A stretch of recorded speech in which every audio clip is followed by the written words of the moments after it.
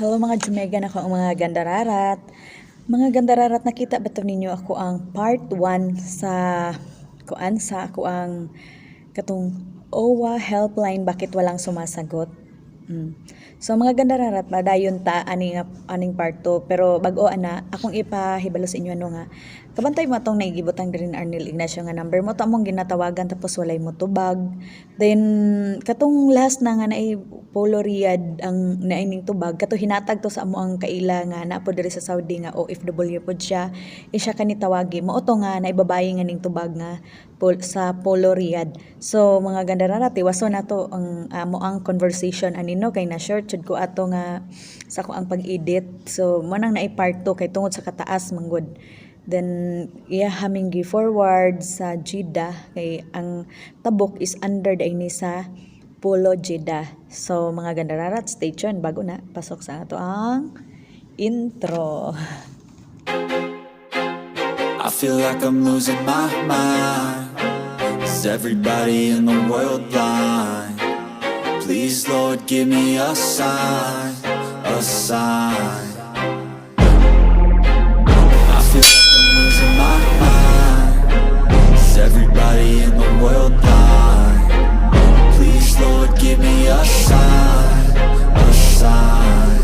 I wanna be the greatest. Everybody on the fake shit. I look around and feel like everybody is the fakest. I make this every day and I'm impatient, hoping one day I blow up from the basement.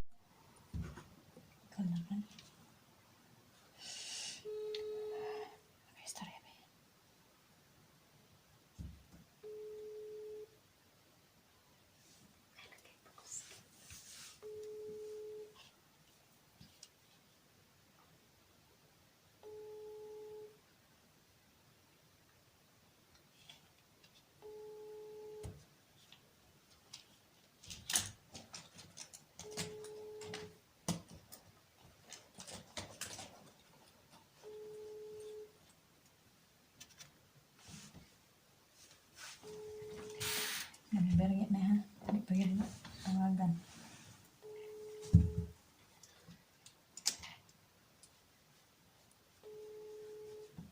Di ba mga kontak na iwalay?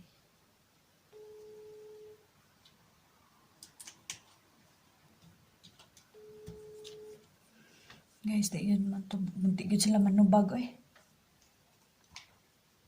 I-cancel. Hello? Ay.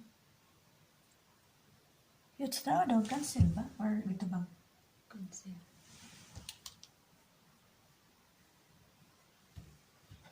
Unsay number ato diri? Unsay nakalagay? O walang? Kani? Wag na. Man ani. Primero.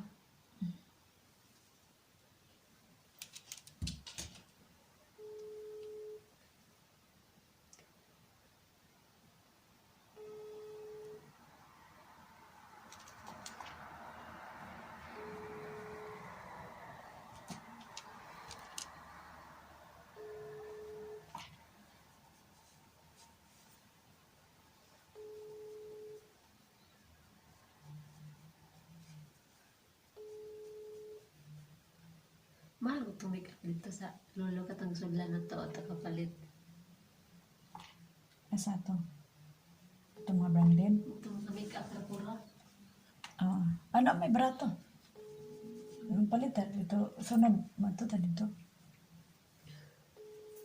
Delikado pa ng lolo at doan. Hurot. Wala di man sila manubay. Alas 2 na tao.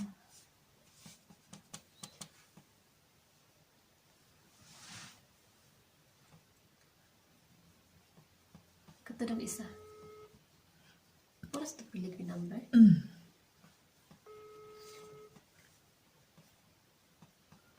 Ang helpline. Kung makontak ka.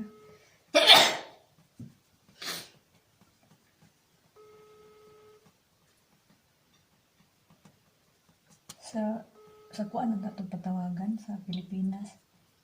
Pilipinas mo nga number. Ay, hello po. Hello ma'am, kanang sa ano to, sa OWA po dito sa Saudi? Ano po? Sa OWA po ba to? Opo, follow po. Ano pong atin? Madam, pwede lang magtanong kasi pwede ba sa ano yung helpline sa OWA? Ito na nga po yun. Ano po yun?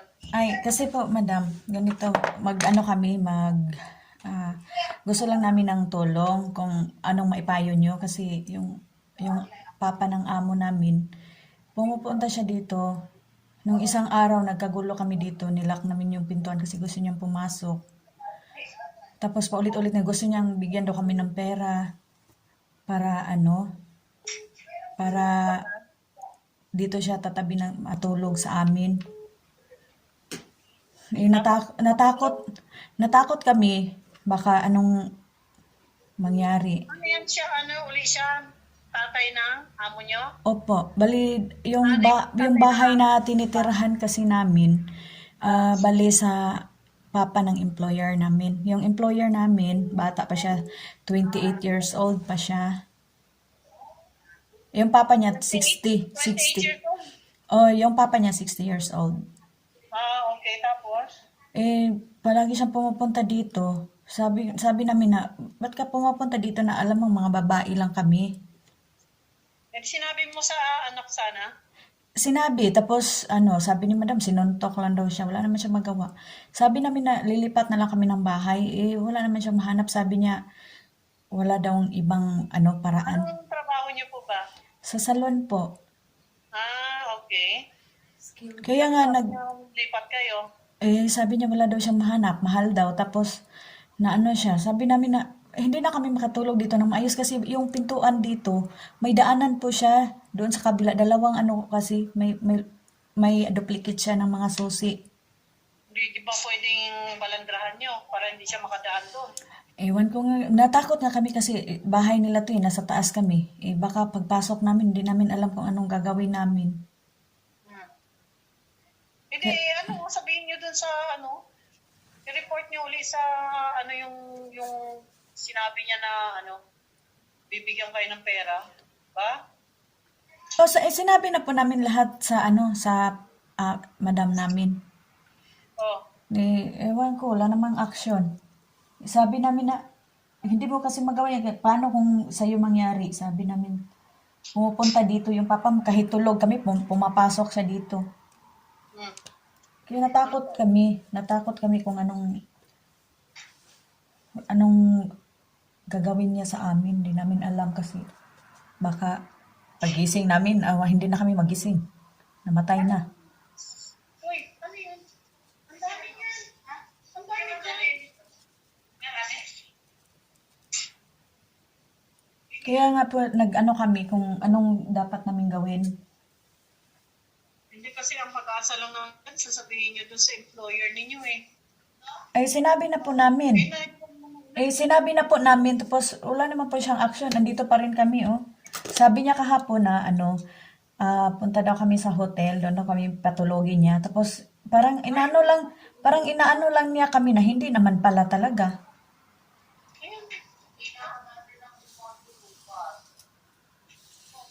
Kaya nga po, kami kung anong maipayo niyo. Kasi po, kung ano pong mangyari dito sa amin. Ano ba kayo sila nagbabayad ng ninyo, accommodation ninyo? Sa bahay nga ng papa niya to. Kaya nga, wala kayong ibang makuhaan ng... Ayaw nga niya kaming lumipat. Kasi daw, baka anong mangyari daw sa amin doon sa labas, ganun. Sabi ko, sinecure niya kami, yun lang pala, yung papa lang pala niya ang gustong sa amin. Kasi may duplicate siya, pumapasok siya dito sa bahay. Bahay nila to Hindi, yung bahay nila, pero yung room ninyo, Hindi po, lahat po ng susi nandun sa kanila. hindi yung sa room ninyo, yun ang balandrahan ninyo. Paano po, paglalabas kami, hindi nga kami makaluto kasi natakot kami. Nagka-nervyos kami.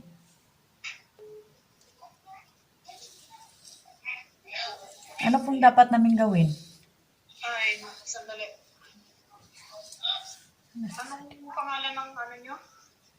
Anong pangalan ng salon ninyo? Rafahas pa po, dito sa may Almasif. Rafahas pa. Wait lang, wait. Okay.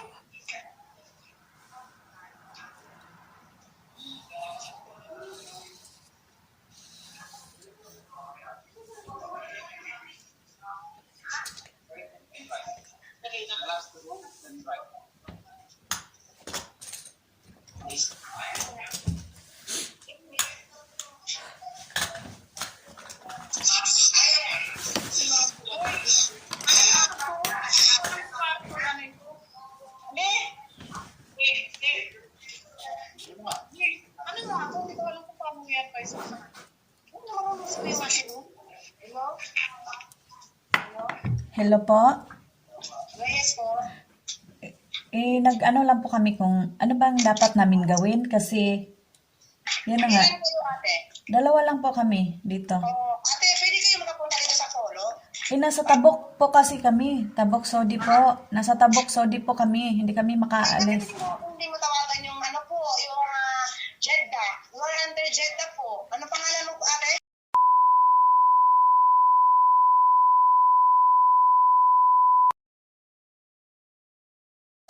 Tapos anong pangalan? Tapos ang isa? Okay.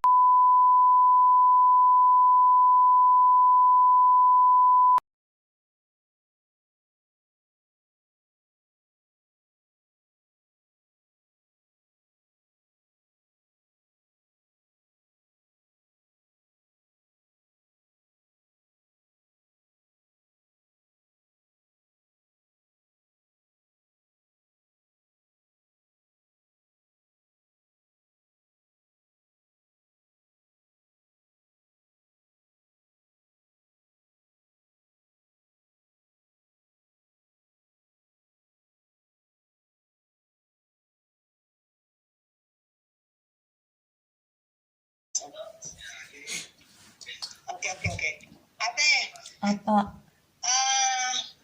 anong ano pala? Ano po? Anong problema mo? Kasi po, yung papa ni madam, palagi siya pumupunta dito kahit tulog kami ng madaling araw, umaga. Pumupunta siya dito, pumapasok siya kasi may duplicate siya dito. Ilan lang kayo sa amo mo?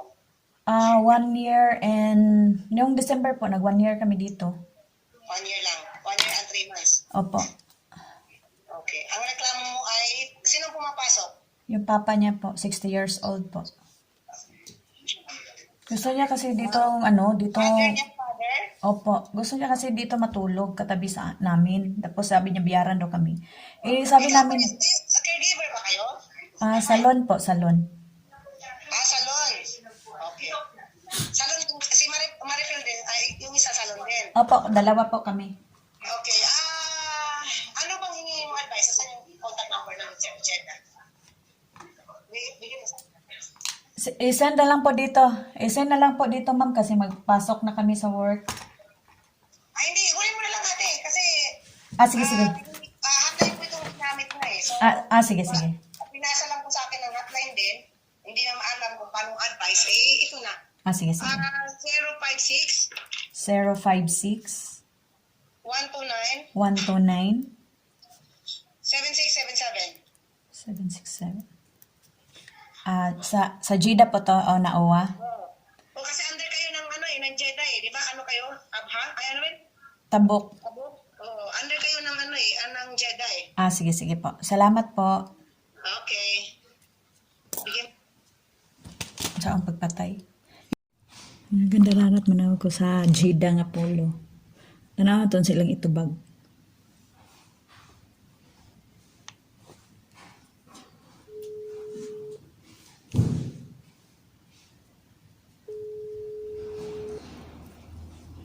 Hello, good afternoon. Hello? Sir, sa Polo Jeddah po to. Minuwa?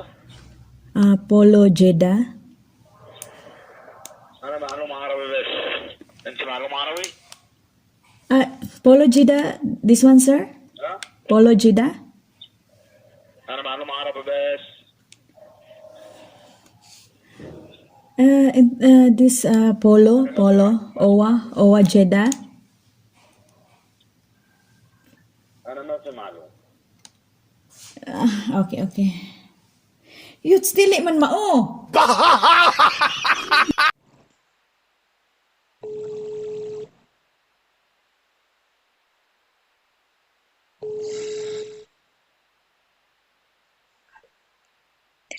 Hello, good afternoon.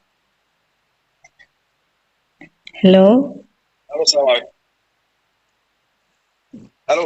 Hello, Owa Jida po to? No. Wrong number. Okay, okay.